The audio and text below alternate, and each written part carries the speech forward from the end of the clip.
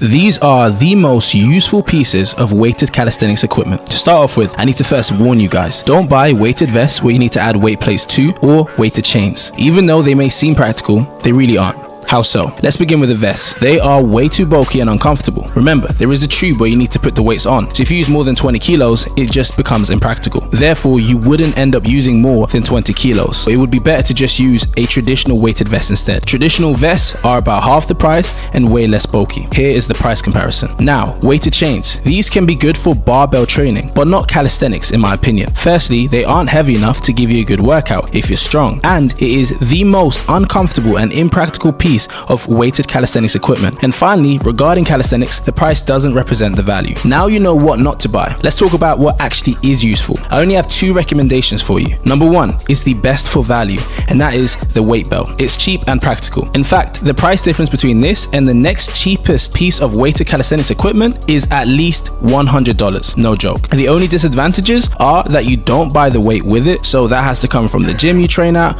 or if you train at home, that would be an extra expense. And in addition, you can't do weighted handstand push-ups or plyometrics with this, at least not safely. But most people wouldn't bat an eye at that. I just train differently. Number two is traditional weighted vests. These are perfect for ballistic exercises, so plyometrics, along with handstand push-ups and one-arm push-ups. But there are two disadvantages. Firstly, there is a max weight limit that is usually between 20 kilos and 30 kilos. The limit tends to be 20 kilos, especially if you want a comfortable piece of equipment. So it isn't really the best for weighted pull-ups, chin-ups, or dips once you start getting stronger. But as I stated earlier, it is amazing for ballistic training, handstand push-ups, and one-arm push-ups. Why? Because if you're human, you likely can't go super heavy on these exercises. The second disadvantage is price. They do tend to cost around $130. So not cost effective short term at all. These are just my recommendations. I'd love to hear of your experience with different pieces of equipment in the comments.